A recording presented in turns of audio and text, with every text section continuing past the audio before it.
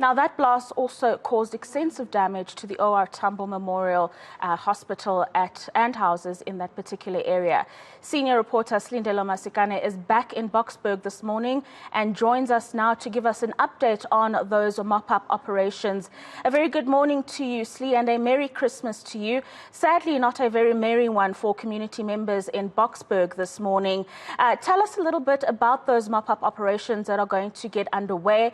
PROSA says it is still assessing the extent of the damage that has been caused to the railway line, for example.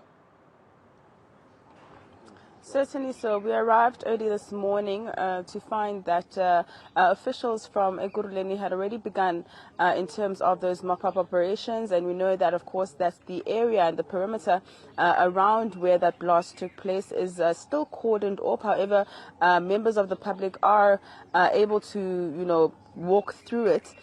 Because the only security around it is, of course, that police tape. But we have seen that there are efforts to try and clean up the area. We know that those mop-up operations, unfortunately, do include the fact that limbs are being found, ears, hands, legs, those body parts are being recovered.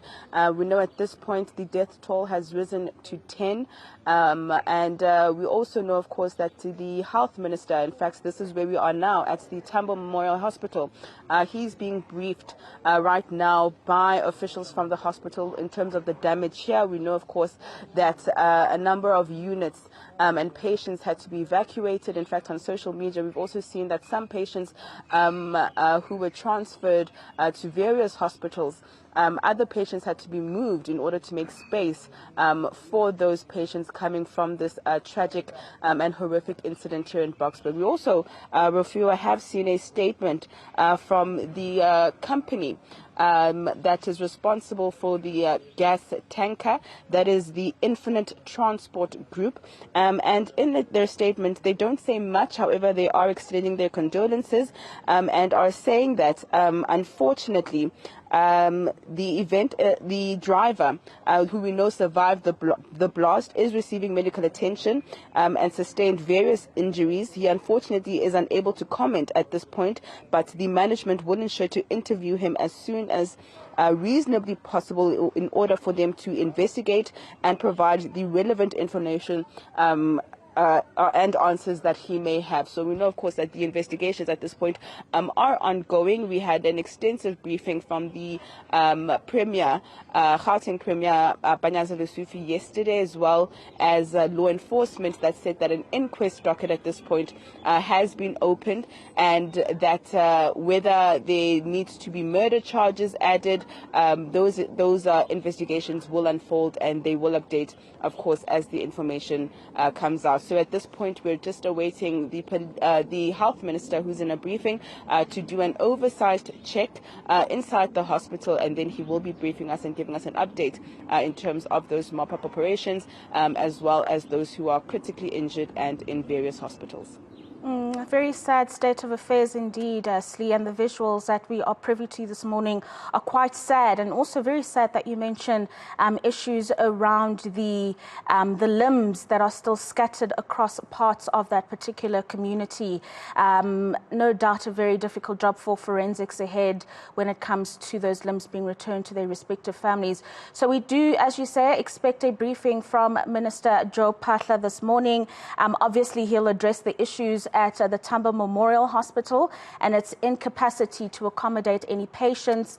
But what have you heard in surrounding medical centers there and their capacity to assist those that are in desperate need of assistance following the blast?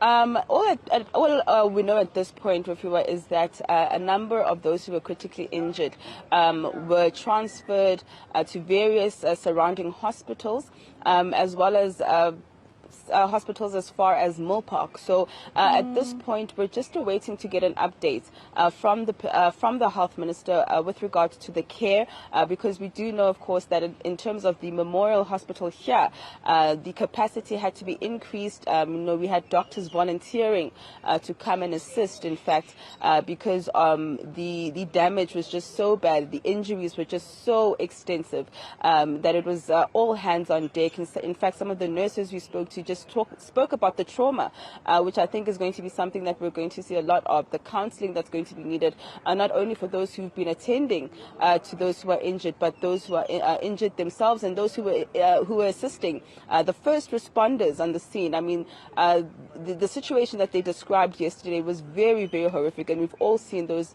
videos on social media that what happened here was truly, truly something that should have never happened. In fact, quoting Simon Zwane from the RTMC, he believes that this tragedy could have been prevented. But of course, at this point, we're just awaiting an update in terms of those police investigations, as well as that briefing from the health minister. And then just finally, Slee, you spoke to a gentleman yesterday who said that his home had been affected by that particular explosion. Subsequent to that, have there been any displacements, and did the Premier touch on potentially providing temporary accommodation for those who may have had their homes completely destroyed by the blast? There are no homes that were completely destroyed. It was just some damage that they suffered. From what we understand, it was only one family in particular that needed to be housed, and the MMC for Human Settlements here in Ekurhuleni has provided alternative arrangements, but there is a hotline, and the disaster management team, of course, has been activated. But at this point, we understand that the homes that have suffered damage, there were no homes that were completely destroyed, and that anyone who was displaced was accommodated. But at this point, we just understand it was one family in particular. Thank you very much, senior reporter Silindelo Masikane. They're bringing us the very latest from Boksburg, and of course we'll catch up with you as the minister hosts that briefing a little later on.